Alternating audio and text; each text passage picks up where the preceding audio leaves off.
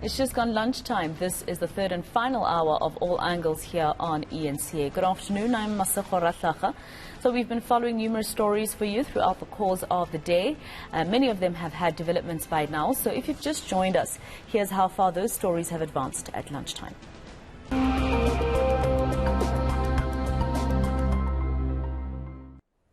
All right, we have our reporters on the ground. We have Ayesha Ismail in Cape Town, Aviwe Mtila in the northwest, and Lethiwe Mdluli in KZN. They're on the ground for us. Ayesha, let's start with you. You attended the first court appearance of the 9 people who were arrested in the house where that 8-year-old little girl was found after being kidnapped about 11 days ago. What happened in the Wynberg Magistrates Court today? So, Masego, initially we were told that 9 people had been taken in for questioning and subsequently charged and would make their appearance in the Wynberg Magistrates Court this morning. When they appeared in court, there were only 7 men who appeared in the dock. We were then told that the 2 women who were inside the house, that they were released after questioning, and because they could not at this stage be linked to the kidnapping and extortion of the 8-year-old girl from Rylands. So that matter proceeded in the Wynberg Magistrates Court, and it was postponed to the 7th of December, and the accused will remain in custody until then. We also heard that there might be a bail application brought on that day, but the state did indicate today that they would be opposing bail. What we also heard in court from the state prosecutor was that on Monday evening, the police, acting on a tip-off, went to this house in Khayelitsha. They kept the house under surveillance. They saw some of the accused present in court outside the house, outside the shack. They then went inside the house and found more people inside the house.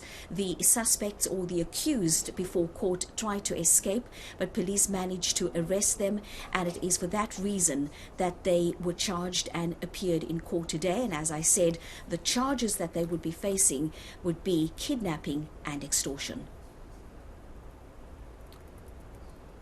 All right, Ayesha, let's go to Aviwe, who is in the northwest for us, where member countries, Aviwe, of the Trans-Kalahari Corridor Secretariat are launching the 11th law enforcement operation today. What has been happening there so far?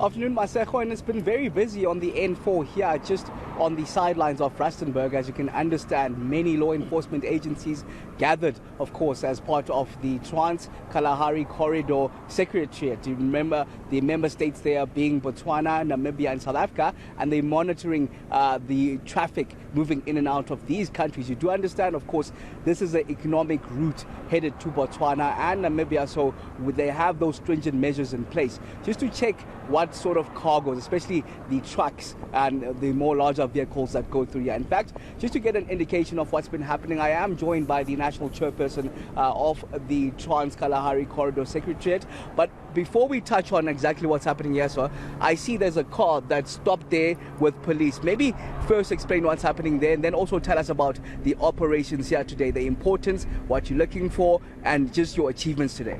Okay, thank you very much. The car that you see there, it is a Botswana vehicle, registered vehicle, driven by the Mozambican nationals.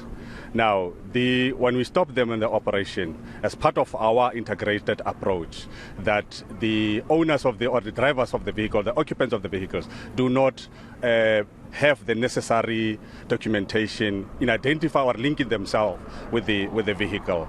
So the police are interrogating them in that regard just to get more information. And what we have also found out is that there are some of the documentations that are not aligned to either 2 member states' requirement in terms of persons documentations that they need to be carrying with themselves. Hence, you see the police now are going to impound the vehicle so that there are further investigation into that vehicle and the persons that have occupied the vehicle as well. Okay, just quickly on today's operation, the importance of having these operations and what you've achieved today.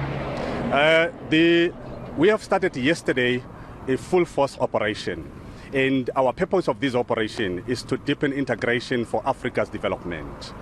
Now, with this, we, as the 3 member states, South Africa, Botswana, and Namibia, guided by the MOU that has been signed by the member states, we have to ensure that there's harmonized approach to legislations and policies that governs the movement of persons and goods along the corridor. Yes, of course, as you know, that this corridor, it is the longest stretch in South Africa where now goods and persons are transported on this corridor. Now, in this MOU, the 3 member states have to ensure that there is harmonization in their legislations which deals with persons and moving transportation. So now what we gather here, this is an annual event that we do hosted by member states. Now this year is the 11th one, the first after the COVID-19 restrictions have been uplifted. Now in South Africa, what we're doing now with this operation is to ensure that there is law and order in terms of security, in terms of road traffic legislations. So thus far, we have made several arrests in terms of persons, over 18 undocumented persons in this country who are illegal immigrants, and also over 50 summonses issued for any citations that we have encountered on the road. All right, thank you very much there. The national chairperson of the Trans-Kalahari Corridor Secretary. We do understand, of course, a busy economic hub that leads into Botswana as well as Namibia. Those arrests mentioned there, 18 undocumented foreign nationals, as well as we do understand the incident that's happening at the moment right behind us, Masego. All right, Aviwe, let's go to Lethiwe Mdluli. Lethiwe, we are approaching a year since those devastating floods in KZN, and yet 72 people are still missing. And the Premier, Nomusa Dube-Ncube, gave an update on this heartbreaking situation that some families find themselves in 7 months later. What did she say? Well, Masego, some families are needing closure. A lot of those families that have lost their loved ones are saying that they need rescue teams back. They need search and rescue to return so that they can continue on with trying to find those people that were unfortunately or went missing during the April floods. During the briefing, we did hear from the Premier that they are working with the police and with the families as well to kind of revitalize that whole situation where they will be trying to again look for those people who went missing. We have been speaking to families here in KZN who lost their loved ones, and they were saying that they haven't seen rescue teams since late April, and they are urging the government to just come back and try and assist them in finding them. The Premier also did share that there's a backlog when it comes to the DNA, saying that those processes take time, and unfortunately because of that, it's going to take some time for them to assist those families that are still having missing loved ones in the province. She is saying that it is a priority for them, though, to get the DNA backlog going so that they can assist these families. Right now, actually, I'm at the Yellowwood Park Community Hall as well, because you'd remember there are hundreds of families that are still displaced following those floods, and government has been saying that they're going to be assisting these people in trying to find temporary housing units and also trying to find proper homes, but unfortunately that has not been the case. This is a community center that is still open, but the government did say that there's about 71 community halls that are open. Initially there were about 135, so they're working towards a deadline by December. While speaking at the briefing and updating us on the missing people still, this is what the Premier had to say.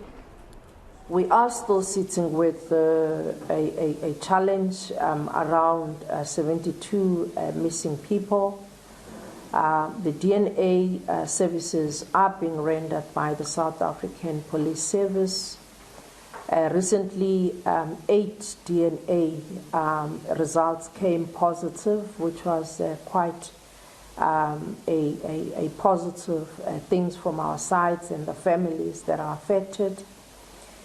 We are also aware that many families are expecting closures, and we are really working very hard with the police, closely monitoring to ensure that this work is prioritized, but also working with the families to see what kind of closures would eventually lead to us working with the police, of course, as well as the teams that are doing the psychosocial support.